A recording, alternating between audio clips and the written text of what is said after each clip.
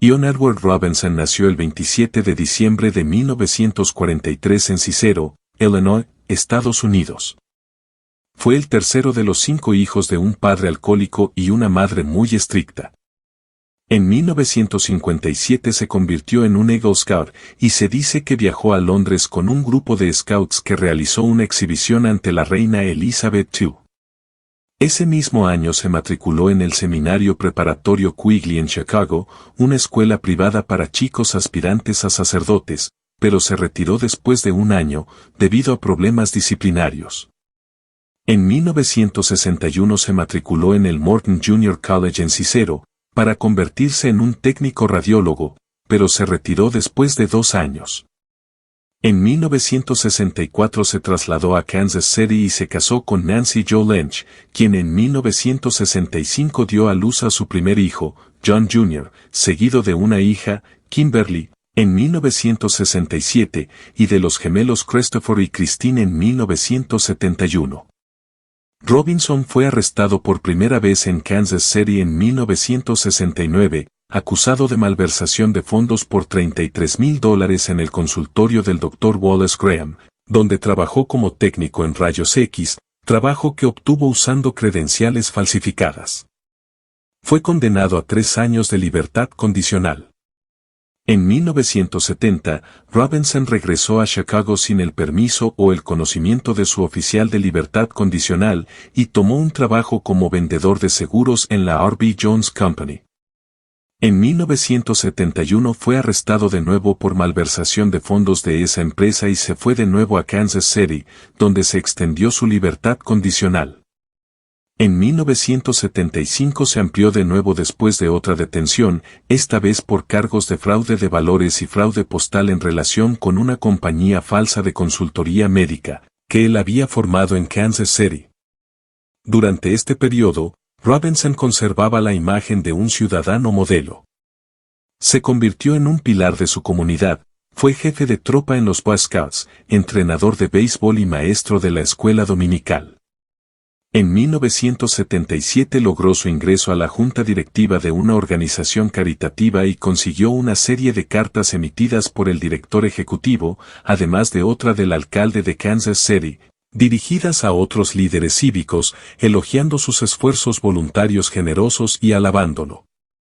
Con el tiempo él mismo fue nombrado Hombre del Año de la organización y organizó un almuerzo de premiación festiva en su honor. En 1979, Robinson completó su condena a libertad condicional, pero en 1980 volvió a ser detenido por múltiples cargos, entre ellos malversación y falsificación de cheques, por lo cual estuvo 60 días en la cárcel durante 1982. Después de su liberación, formó un falso negocio de hidroponía y estafó $25,000 de un amigo, a quien le prometió un retorno de inversión rápida para pagar la atención de la salud de su esposa moribunda. En este tiempo, comenzó a hacerles proposiciones sexuales a las mujeres de sus vecinos, lo que provocó una pelea con uno de los esposos.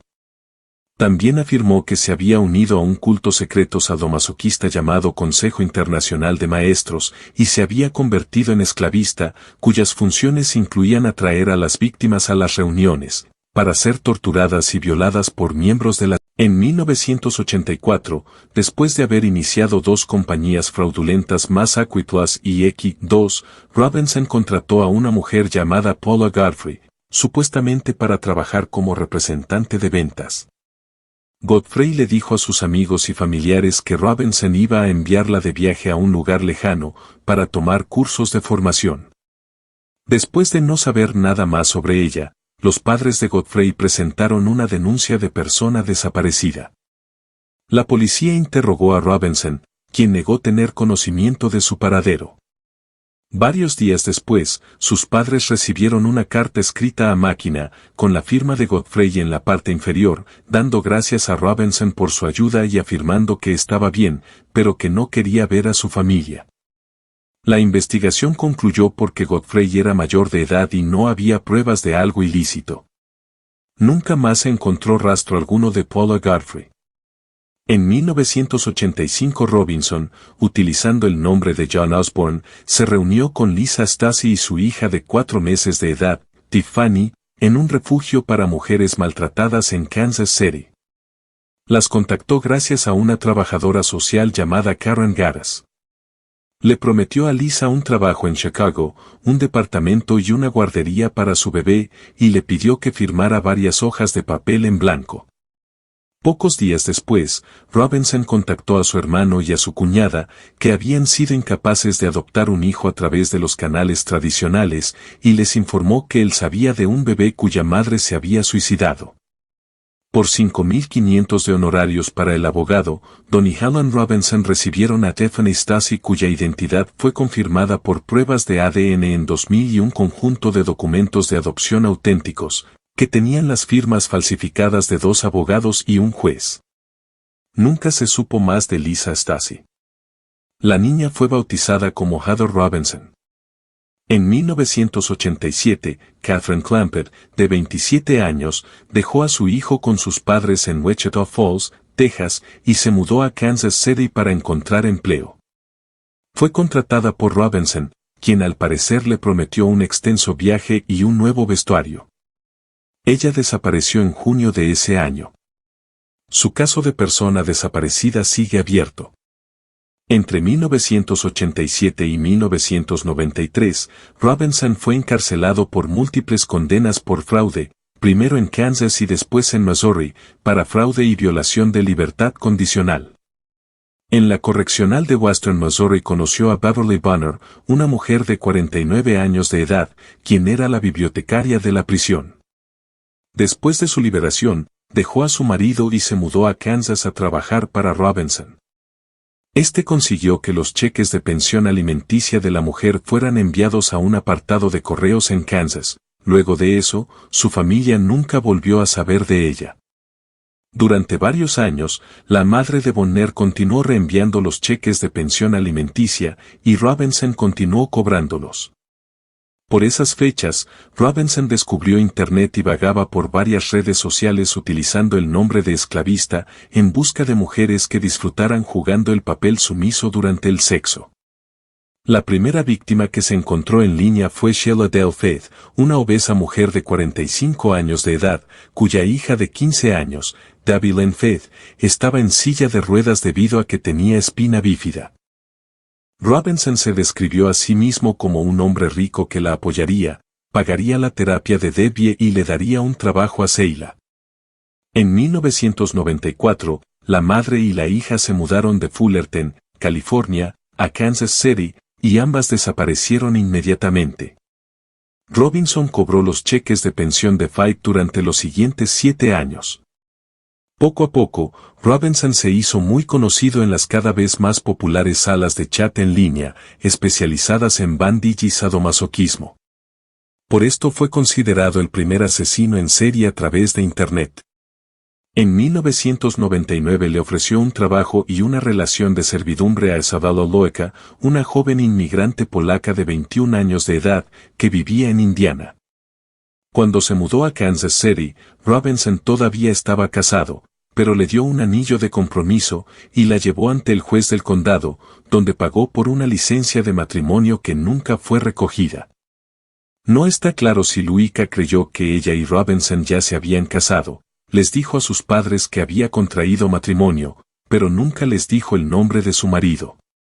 Ella lo hizo firmar un contrato de esclavitud, con 115 cláusulas que le daban a Robinson el control casi total sobre cada aspecto de su vida, incluyendo sus cuentas bancarias. En algún momento del verano de 1999 la chica desapareció.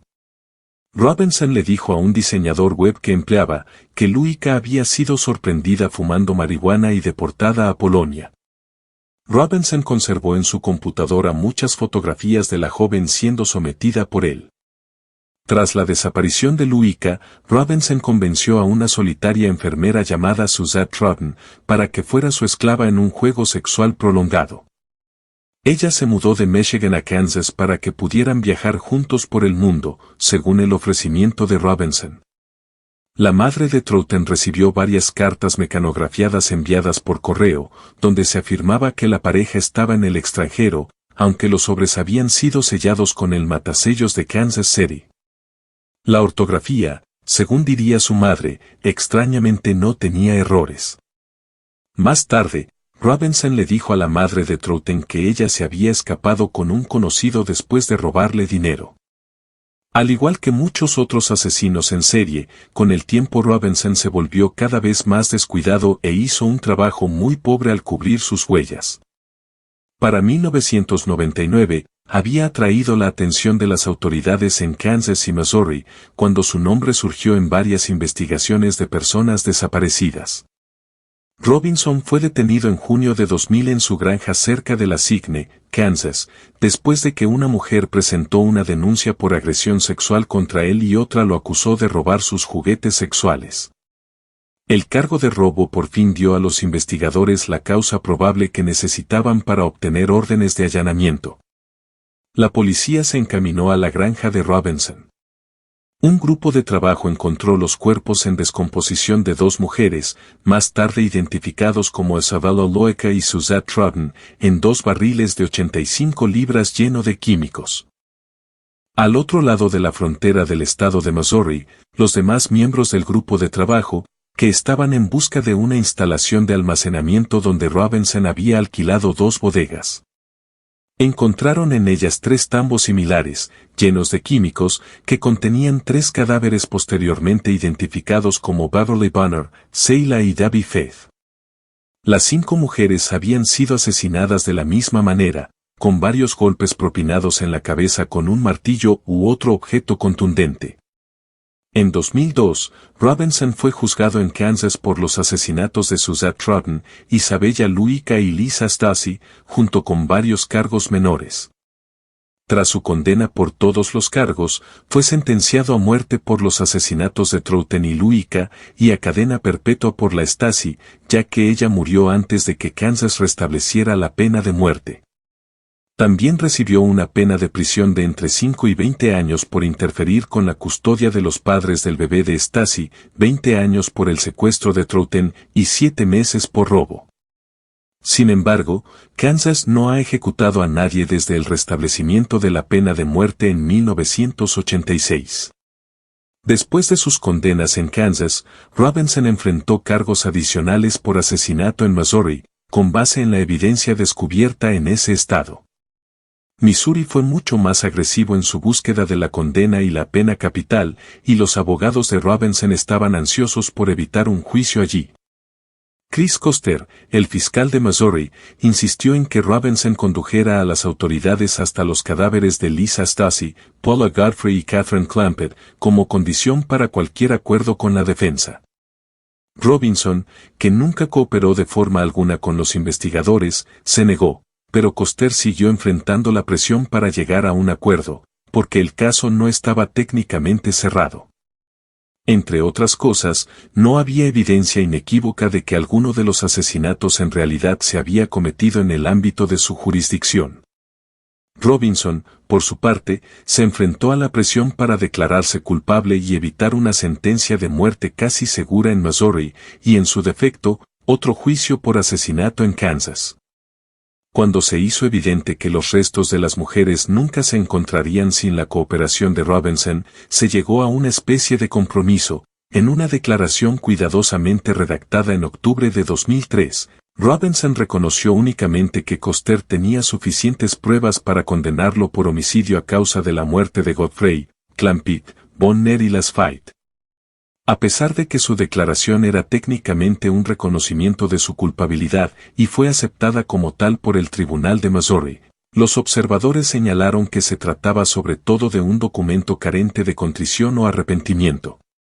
Recibió una sentencia de cadena perpetua sin posibilidad de libertad condicional por cada uno de los 5 asesinatos. En 2005, Nancy Robinson solicitó el divorcio después de 41 años de matrimonio, citando diferencias irreconciliables e incompatibilidad. En 2006, Heather Robinson, la hija de Lisa Stasi vendida por Robinson, entabló una demanda civil contra el Truman Medical Center en Kansas City y contra la trabajadora social Karen Garas. En ella, acusa a Gaddis de poner a Robinson en contacto con Linda Stasi y su hija recién nacida, Después de que él le dijo que representaba a una organización de caridad que proporcionaba asistencia a las madres solteras de bebés blancos. En 2007, Heather Robinson y el hospital llegaron a un acuerdo por una suma no revelada, que Robinson dividió con su abuela biológica, Patricia Sylvester. Heather Robinson ganó un segundo juicio en 2007, para evitar que Robinson se beneficie de las ventas del libro sobre él o los derechos para hacer películas sobre su historia. En 2006, se encontró el cadáver de una mujer joven metido en un barril en una zona rural de Iowa, donde Robinson tenía un socio de negocios. La identidad de la víctima nunca se averiguó, los restos habían permanecido en aquel contenedor durante más de 20 años. Se especuló mucho sobre la posible participación de Robinson. Un investigador afirmó, ha mantenido el secreto acerca de lo que hizo con las mujeres. Nunca lo dirá. Es el último control que él tiene. Probablemente existen otros barriles esperando ser abiertos, otros cadáveres esperando ser descubiertos. La historia de Ion Edward Robinson es un oscuro recordatorio de cómo el mal puede esconderse tras una máscara de respetabilidad y carisma. Durante décadas, Robinson engañó a su comunidad, a sus víctimas y a las autoridades, construyendo una doble vida que combinaba crímenes atroces con una fachada de ciudadano modelo. Aunque finalmente fue llevado ante la justicia, muchas preguntas siguen sin respuesta. Los cuerpos de algunas de sus víctimas nunca fueron encontrados, y los detalles completos de sus crímenes pueden permanecer ocultos para siempre. Robinson, ahora encarcelado de por vida, sigue siendo un enigma.